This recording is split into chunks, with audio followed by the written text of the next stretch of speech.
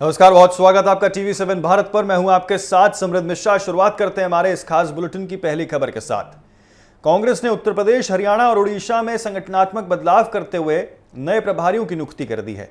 आगामी विधानसभा चुनाव और राज्य में संगठन को मजबूत करने की रणनीति के तहत पार्टी नेतृत्व ने यह बड़ा फैसला लिया है। कांग्रेस अध्यक्ष मल्लिकार्जुन खड़गे की मंजूरी के बाद पार्टी के संगठन महासचिव केसी वेणुगोपाल ने नई नियुक्तियों की आधिकारिक घोषणा की है। इन बदलावों का आगामी चुनावी तैयारियों के लिहाज से काफी अहम माना जा रहा है। नई नियुक्तियों के तहत आपको बता दें कि राजेंद्र पाल गौतम को उत्तर प्रदेश का नया प्रभारी बनाया गया है।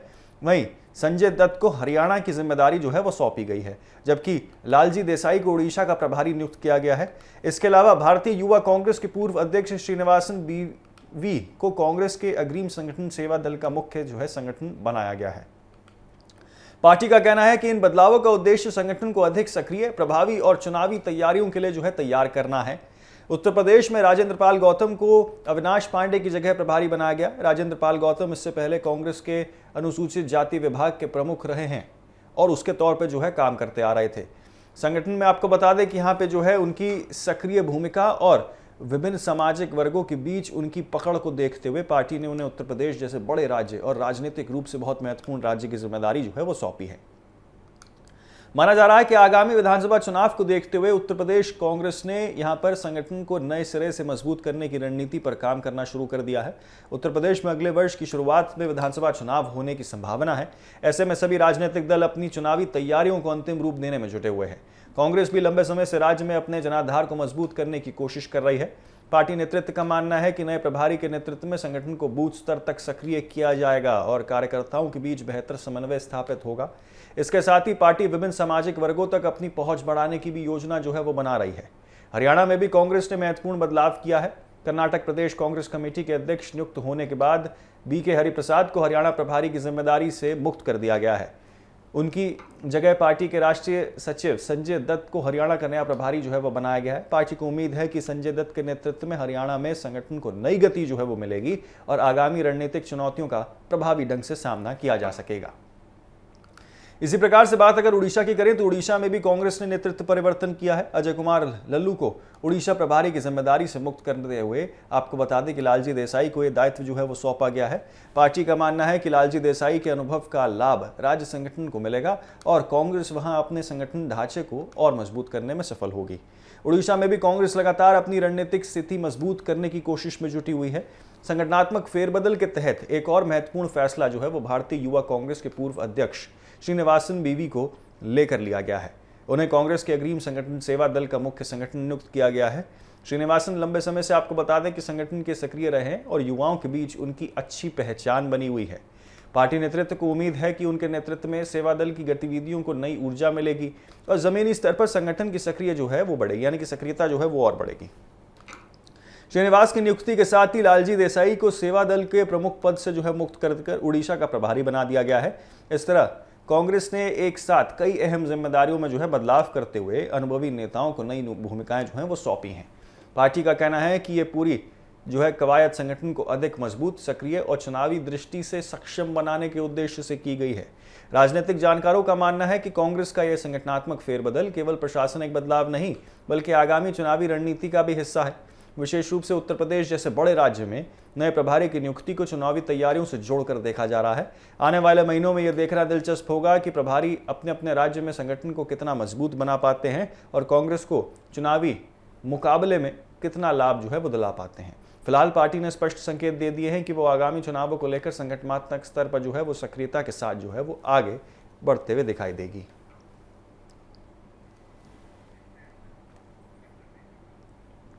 तो देखिए यहाँ कांग्रेस ने विधानसभा चुनाव से पहले एक बड़ा फेरबदल जरूर किया है, लेकिन वहीं अगर बात करें कि भारतीय जनता पार्टी के राष्ट्रीय महासचिव तरुण चुग ने कांग्रेस नेता राहुल गांधी के ऊपर तीखा हमला बोल दिया। हमला बोलते हुए उन्होंने कहा कि यहाँ वो आंदन अपराधी करार कर दिया गया है। उन्होंने आरोप लगाया कि राहुल गांधी पहले झूठ आरोप लगाते हैं और बाद में माफी मांग लेते हैं। नई दिल्ली में मीडिया से बातचीत के दौरान तरुण चुग ने कहा कि वो राहुल गांधी की राजनीति का यहाँ स्थायी तरीका वो बन चुका है और वो लगातार वो देश की संस्थानों और इसी के साथ सनातन पर सवाल उठाकर राजनीतिक लाभ लेने की कोशिश करते हैं।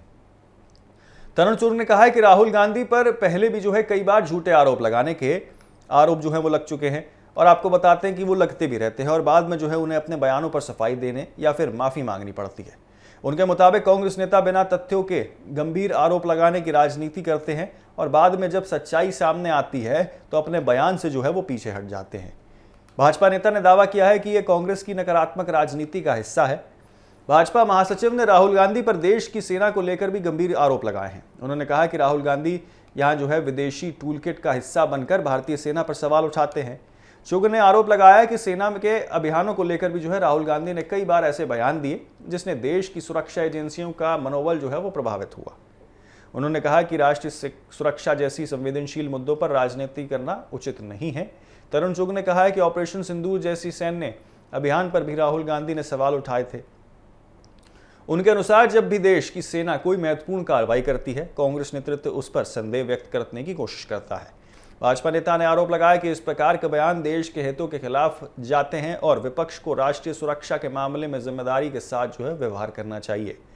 उन्होंने ये भी कहा कि राहुल गांधी समय समय पर सनातन धर्म को लेकर भी विवादित टिप्पणियां करते रहते हैं। चुग के मुताबिक पहले आरोप लगाना और बाद में सफाई देना राहुल गांधी की राजनीतिक शैली का हिस्सा बन चुका है। उन्होंने कहा कि देश की जनता अब इस प्रकार की राजनीति को अच्छी तरीके से समझ चुकी है और ऐसे बयानों को गंभीरता से नहीं लेती है। इस दौरान तरुण चुग ने पंजाब के मुख्यमंत्री भगवंत मान को भी जो है निशाने पर ले लिया। उन्होंने बेअदबी से जुड़े विवाद का जो है उल्लेख करते हुए मुख्यमंत्री से तत्काल इस्तीफे की मांग की। भाजपा नेता ने कहा कि यदि किसी आम नागरिक पर इस तरह के आरोप लगते तो उसके खिलाफ कानूनी कार्रवाई होती, इसलिए मुख्यमंत्री होने के बावजूद भगवंत मान के कानूनी के ऊपर जो है कोई दायरा नहीं आता है और कानून से ऊपर जो है वो नहीं माना जा सकता। भाजपा नेता ने कहा कि पंजाब में बेअदबी को लेकर कानून मौजूद है और उसी कानून के तरह जो है यहाँ पर कार्रवाई होनी चाहिए। उन्होंने कहा कि वो पंजाब के राज्यपाल से आग्रह करेंगे कि मामले का संज्ञान लेते हुए आवश्यक कानूनी कार्रवाई सुनिश्चित की जाए। चुग ने यह भी कहा है कि यदि आरोप सही पाए जाते हैं तो मुख्यमंत्री के खिलाफ गिरफ्तारी की प्रक्रिया भी अनिवार्य होनी चाहिए और अपनानी चाहिए। भगवंत मान की ओर से वीडियो के मॉफ्ड या फिर एआई जनरेटेड बताए जाने के दावे पर जो है प्रतिक्रिया देते हुए तरुण चुग ने कहा कि मुख्यमंत्री लगातार अपने बयान जो है वो बदल रहे हैं। उनके अनुसार पहले ये कहा गया था कि वीडियो में वो दिखाई नहीं दे रहे हैं, फिर वीडियो को जो है एआई जनरेटेड बताया गया और अब नए नए तर्क जो हैं वो दिए जा रहे हैं। भाजपा नेता ने आरोप लगाया कि इस तरह की सफाई से विवाद खत्म नहीं होता और जनता सच्चाई जानना चाहती है। चुग ने दावा किया है कि इस पूरे मामले में धार्मिक संस्थानों से भी जो है अपनी नाराजगी जाहिर की है और अब राजनीतिक और इसी के साथ सामाजिक स्तर पर भी जो है जवाबदेही तय की जाने की मांग उठ रही है। उन्होंने कहा कि मुख्यमंत्री को आरोपों का सामना करने के बजाय तथ्यों के आधार पर भी जो है अपनी स्थिति स्पष्ट करनी चाहिए। पंजाब की राजनीति पर बोलते हुए भाजपा के राष्ट्रीय महासचिव ने दावा किया है कि राज्य की जनता वर्तमान सरकार से निराश है। उन्होंने आरोप लगाया कि भ्रष्टाचार, नशे की समस्या, कानून व्यवस्था की बिगड़ती स्थिति से जो है लोग काफी ज्यादा परेशान है। चुग ने कहा है कि इन मुद्दों के कारण जनता अब जो है बदलाव चाहती है और भाजपा को एक मजबूत विकल्प के रूप में जो है वो देख रही है। उन्होंने ये भी दावा किया है कि आम आदमी पार्टी के भीतर भी असंतोष बढ़ रहा है और कई नेता पार्टी की कार्यशैली से जो है संतुष्ट नहीं है। हालांकि उन्होंने किसी नेता का नाम नहीं लिया है, लेकिन कहा है कि राजनीतिक परिस्थितियां तेजी से बदल रही हैं और आने वाले समय में बड़े घटनाक्रम जो है वो देखने को मिल सकते हैं। भाजपा नेता ने विश्वास जताया है कि पंजाब में पार्टी का जनाधार लगातार बढ़ रहा है और भविष्य में भाजपा राज्य की राजनीति में मजबूत भूमिका निभाएगी। वहीं राहुल गांधी और भगवंत मान को लेकर दिए गए तरुण चुग के बयान ने, आपको बता दें, इन बयानों ने कांग्रेस और आम आदमी पार्टी की ओर से जो है फिलहाल कोई आधिकारिक प्रतिक्रिया सामने निकलकर नहीं आई है, लेकिन इसने राजनीति में जो है एक नई बहस जरूर छेड़ दी है।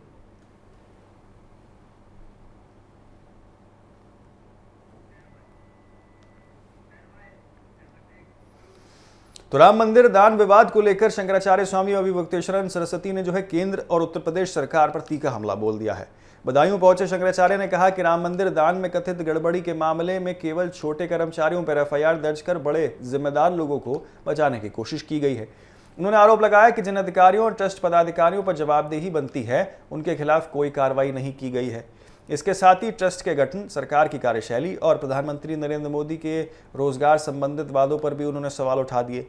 शुक्रवार को आपको बता दें, बदायूं पहुंचे शंकराचार्य स्वामी अभिवक्तेश्वरन सरस्वती ने मीडिया से बातचीत के दौरान कहा कि राम मंदिर दान में से जुड़े कथित घोटाले के जो है छोटे कर्मचारियों के खिलाफ एफआईआर दर्ज कर उन्हें बलि का बकरा बनाया जा रहा है। उनके मुताबिक जिन लोगों पर वास्तविक जिम्मेदारी थी उन्हें कार्रवाई से बचा लिया गया। उन्होंने कहा कि छोटे कर्मचारियों के खिलाफ मुकदमा दर्ज होना पीड़ादायक है क्योंकि निर्णय लेने वाले लोग कोई और हैं। शंकराचार्य ने कहा है कि यदि इस पूरे मामले की निष्पक्ष जांच होनी चाहिए तो होती तो ट्रस्ट के जिम्मेदार पदाधिकारियों की भूमिका की जांच होनी चाहिए। उन्होंने ट्रस्ट के कोषाध्यक्ष गोविंद गिरी, ट्रस्ट सदस्य अनिल मिश्र और इसी के साथ महासचिव चंपत राय का नाम लेते हुए इन पदों पर बैठे लोगों की जवाबदेही तय करनी चाहिए, ऐसी बात उन्होंने कही है। उनके अनुसार केवल निचले स्तर पर कर्मचारियों पर कार्रवाई करने बड़े अधिकारियों को बचाने का प्रयास किया जा रहा है, ये बात यहाँ पर कही गई है उनके द्वारा। उन्होंने आरोप लगाया कि प्रभावशाली लोगों को बचाने के लिए जो है छोटे कर्मचारियों को बलि का बकरा बना दिया जाता है। शंकराचार्य ने कहा है कि यदि किसी भी संस्था में आर्थिक अनियमितताएं होती हैं तो जिम्मेदारी केवल कर्मचारियों की नहीं बल्कि निर्णय लेने वाले अधिकारियों और शीर्ष प्रबंधन की भी होती है। ऐसे में निष्पक्ष जांच का दायरा सभी जिम्मेदार लोगों तक पहुंचना चाहिए। राम मंदिर ट्रस्ट के गठन को लेकर भी आपको बता दें, शंकराचार्य ने अपनी पुरानी आपत्ति दोहराई है। उन्होंने कहा कि जब ट्रस्ट बनाया जा रहा था तभी उन्होंने जो है सुझाव दिया था कि अयोध्या मामले में वर्षों तक कानूनी लड़ाई लड़ने वाले पक्षकारों और प्रमुख संतों को ट्रस्ट में शामिल किया जाना चाहिए था। उनका कहना था कि यदि ऐसा किया जाता है तो ट्रस्ट अधिक संतुलित और पारदर्शी बन सकता है। उन्होंने आरोप लगाया कि सरकार ने इस सुझाव को स्वीकार नहीं किया और अपने पसंदीदा लोगों को ट्रस्ट में स्थान दे दिया। शंकराचार्य के मुताबिक उस समय ये आशंका पैदा हो रही थी कि ट्रस्ट के करीब या अपने करीबी लोगों को जो है वो बैठाकर मामले में या मनमानी तरीके से जो है फैसले लेने की तैयारी की जा रही है। उन्होंने कहा कि जो विवाद सामने आ रहे हैं वो उसे व्यवस्था का परिणाम है। शंकराचार्य ने सरकार पर संत समाज की छवि की राजनीतिक इस्तेमाल करने का भी आरोप लगाया है। उन्होंने कहा कि कुछ लोगों को गुरुआ वस्त्र पहनकर जो है महात्मा के रूप में जो है प्रस्तुत किया गया और उन्हें संत के या यूं कहें कि सत्ता के साथ जो है वो जोड़ दिया गया। इससे आम जनता के बीच ये संदेश गया कि पूरा संत समाज सरकार के साथ खड़ा है, जबकि वास्तविक स्थिति जो है वो इससे अलग है। उन्होंने कहा कि पहले शंकराचार्य और संतों का समाज पर सीधा प्रभाव होता था और उनका एक संदेश ही लोगों तक पहुंच जाता था, लेकिन समय के साथ राजनीतिक नेतृत्व ने संतों को जो है यहाँ पर आश्रमों तक सीमित कर दिया है और जनता का सीधा संवाद जो है उनसे कम हो गया है। इसके चलते लोग धार्मिक नेतृत्व के बजाय राजनीतिक नेतृत्व को अधिक सुनने लगे हैं। शंकराचार्य ने कहा है कि यदि राजनीतिक नेतृत्व जनता की भावनाओं के अनुरूप काम करता है तो उन्हें कोई आपत्ति नहीं होती है, लेकिन अब उन्हें महसूस हो रहा है कि कई फैसले जो है वो जनता की धार्मिक और सामाजिक भावनाओं के विपरीत किए जा रहे हैं।